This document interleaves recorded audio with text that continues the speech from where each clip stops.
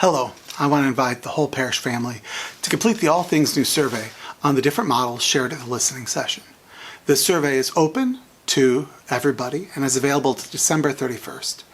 Now, the ideal thing is that you went to the listening session and then you complete the survey. If you didn't go to the listening session, that's okay. The videos and all the material from the listening session is available on the All Things New website at the same link that leads you to the survey. Now, I'm making this video as a reminder or refresher for those who are at the listening sessions, and also a way for those who might feel overwhelmed starting off with the videos, which go a long time, to kind of get ready to complete the survey. So the first question is, why are we doing this? There was a couple statistics that were shared at the listening session that I want to present to you and perhaps even make a little more clear. And one of the questions on the survey is, which of those stuck out to you the most? So the landscape of religious life throughout the United States is changing. There are a lot of ways that we can look at this and measure this and understand it, but one lens that we can look at it is a coming generational shift.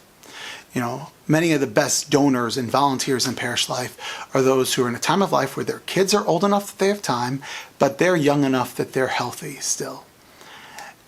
And that group in the church is transitioning from being baby boomers to Generation X. The baby boomers are just a bigger generation. After all, it was a baby boom. But they're also twice as likely to go to church as Generation X. So right now, there are 13.2 million practicing Catholics in the baby boomer generation, but only 4.9 million Gen Xers. That's a difference of 8.3 million fewer Catholics as the baby boomers go off to their eternal reward.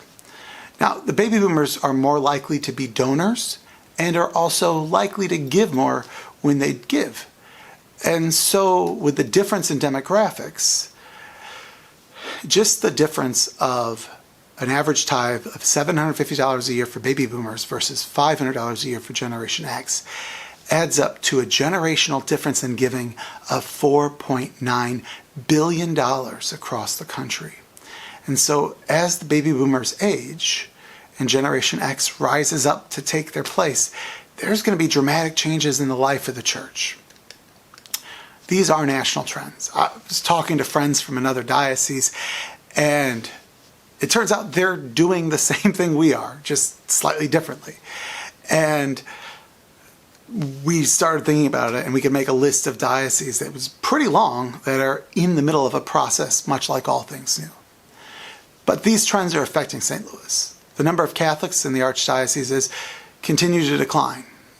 In 2005, there were about 530,000 Catholics. Today, there's about 490,000 Catholics. We have half as many baptisms and marriages as we had 30 years ago, and those trends continue on a pretty consistent downward slope. If we draw the line out, it looks like they're going to hit zero. They won't, but it looks like they will. Mass attendance also continues to decline, and COVID has messed that up even more. In 2011, over 30% of registered Catholics were in Mass on a given Sunday. And by 2019, that was only 27%. And considering the number of Catholics itself has continued to change, these are pretty dramatic numbers. The difference between the over 30% in 2011 and the 20% in 2021 is somewhere around 60,000 fewer Catholics in the pews on a Sunday. That's about as many as a reasonably full Cardinals game and a reasonably full Blues game combined. Our priests are also aging. We've got a big lump of priests who are over 65, over a third. And the retirement age for priests is 75, but there's a reason a lot of people retire closer to 65. Many priests just physically won't make it to retire at 75, and so the average age for retirement in the Archdiocese is actually 71 years old. So in just 6 to 10 years, we'll have almost a third fewer priests in our parishes. So counting the priests will be ordained, and the time in the future, we'll have about 137 priests for parish ministry. With 178 parishes, we can't really serve those 178 parishes with 137 priests. So to be able to crack the complicated nut of understanding the Archdiocese and looking at possible models, the diocese has been divided into 15 planning areas, or regions. Our planning area is number 1. Our planning area starts at the city limits and goes down to the Rock Road, out to 170, up along the edge of the airport, out to the river, and then all the way north along the river, back down to the city limits. So it's basically St. Anne and all the parishes north of 70 in the county. Over the past year, this process has generated a ton of data about parishes and planning areas, including the Disciple Maker Index.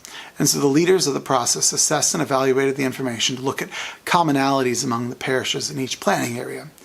They recognized unique strengths of those parishes, common challenges faced by those parishes, and opportunities for the area. You can see these on the slide, and you'll be asked to comment on them as part of the survey. For our planning area, there are 3 different draft models that were presented to us for our consideration and feedback. These drafts were carefully considered, but are very much open to change and revision. Between the time these were shown to the priests in August and the time they were shown during the listening session, 30 different parishes had their models changed based on feedback. The models don't include schools or buildings. The school process is being done somewhat separately because it's important to get it done on a schedule that fits teacher contracts and re-enrollment. The models are just talking about what some dioceses call families of parishes, or just groupings of parishes. So as you look at them for the first time, or are reminded of the models by this video, the questions to keep in mind that are on the survey are, what are the strongest elements of this model? Is it that it does a good job sharing resources effectively? Does it build upon existing relationships? Does it allow more robust evangelization or social outreach?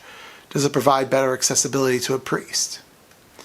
What are the challenges that this model presents? Is it bringing together communities that are just too different? Does it put an unrealistic demand on the clergy? Does it make it harder for people to access the sacraments? Does it just not make financial sense? Are there some other thing that's most challenging about it? We're also asked what drives our feedback. Is it our impression of the model mostly driven because of the similarities or differences in parish cultures, similarities or differences in socioeconomics, the topography, like traffic patterns between the parishes, the distances between the parishes, the potential size of parishes, maybe too big, maybe too small, or perhaps the lack of ministry opportunities. You'll also be asked what's your level of agreement with the draft model, and if there's any other feedback you'd like to present. So, option A, model A for us, St. Anne, we're going to be sharing a parish with Blessed Teresa of Calcutta, that's the old James and John, and Holy Name of Jesus in Bissell Hills, that's the old St. Jerome, which also includes Our Lady of Loreto and Holy Rosary in Spanish Lake. The second parish in that model is a combination of Sacred Heart and Florissant, St. Rose Philippine Duchesne, and St. Angela Merici. The third parish is a combination of those parishes that run up and down Shackelford, St. Norbert, St. Sabina, St. Ferdinand, and St. Martin de Porres. Option B is the same as before, except the northern part of Holy Name of Jesus is added to Sacred Heart, St. Rose Philippine Duchesne, and St. Angela Merici. A lot of that area north of 270 is not highly populated, and some of it is actually farmland. So that's only about 200 Catholic households that would be affected. Model C presents us with some different options. Here, we, St. Anne, are grouped with the parishes to our west: Our Lady of the Presentation, All Souls in Overland, St. Jude, and St. Richard's. Holy Name of Jesus and Blessed Teresa of Calcutta become one parish. Sacred Heart, St. Rose Philippine Duchesne, St. Ferdinand, and St. Martin de Porres are grouped together as a southern North County parish, while St. Sabina, St. Norbert, and St. Angela Merici merge in the north. Now, a little clarity here that was not available in our listening session. I want to show you the maps from Planning Area 7, where you could see the discussion that was going on amongst the parishes we might merge with. You can see that there's kind of 2 questions that are added to that question of whether or not we go to the west. Is 1, where would the Spanish-speaking people go? Would Guadalupe remain as a Spanish parish? Would All Souls become a truly Spanish parish? Or would the parish we join be an English-Spanish parish? And also the question is, would St. Jude's and St. Richard's be divided along Limburg or not? The survey also allows us to propose alternative models, those that might not have been offered or might not have been considered. At one of the listening sessions, people suggested looking to the south, like to St. Rita's or Christ the King. I encourage you to take the survey. They've already listened to some feedback, and they are really listening to our feedback. You're not going to be able to talk them into changing the whole system or in leaving everything the way it is, but we really do have some input into which communities we're paired up with. It can be tempting to try and wargame this out to save the school or our building, but as I said, school decisions are actually going to be made before this survey even closes. And as an independent thing, you'll be hearing about school decisions in mid-January. I encourage you to watch and look over all the material from the listening session. I encourage you to look through the parish workbook and the parish workbook of our neighbors on the All Things New website. I encourage you to really think about what communities would go best together. I encourage you to drive around and look at the neighborhoods and say, who's similar to us? Where are places that you'd feel most comfortable? I even encourage you to go visit those other parishes and see which ones you like and who you think, these are people I'd want to be friends with or I'd want to work with. I encourage you to ask me any questions and offer me any feedback. I don't really want to debate with you because your complaints, I might in fact share them, but I'm not going to necessarily encourage you to complain.